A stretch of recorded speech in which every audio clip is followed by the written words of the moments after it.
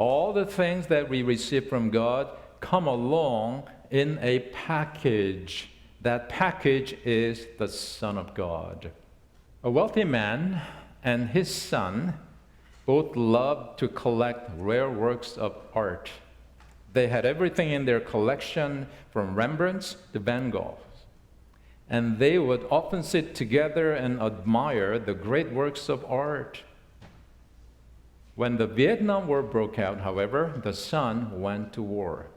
He was very courageous and died while saving the life of another soldier. The father was notified and grieved deeply for his only son. About a month later, around Christmas time, there was a knock at the door. A young man stood at the door with a large package in his hands. He said, "Sir, you don't know me, but I'm the soldier for whom your son gave his life. He saved the lives of many men that day, and he was carrying me to safety when a bullet struck him in the heart, and he was killed instantly. He often talked about you and your love for art." The young man held out his package. "I know this isn't much, but I'm not really a great artist, but I think your son would have wanted you to have this."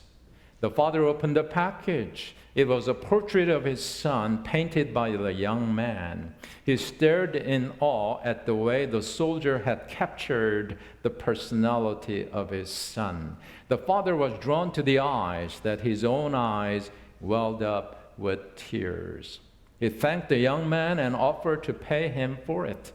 "Oh, no, sir, I could never repay what your son did for me. It's a gift." The father hung the portrait over his mantle. Every time a visitor came, he directed them to the painting of his son, recounting the story before taking them to see any other works of art. The man, the father, died a few months later, and there was to be a great auction of all his paintings. Many influential people gathered, excited to see the vast collections of Picassos and Raphaels the man had amassed, and having the opportunity to bid on the collection. On the platform sat the painting of the son. The auctioneer pounded his gavel. "Who will start the bidding on the picture of the son? Who will bid for the son?" There was silence. Then a voice from the back of the room said, "We want to see the famous paintings. Skip this one." But the auctioneer persisted. "Who will start the bidding? $100, $200. Another voice shouted angrily, "We didn't come to see this painting. We came to see the Rembrandts and the Van Goghs. Get on with the real bids." But still the auctioneer continued, the son, who will take the son?" Finally, a voice came from the back of the room. It was the longtime gardener of the man. "I'll give $10 for the picture." Being a poor man, it was all he could afford. "We have 10. Who will give 20?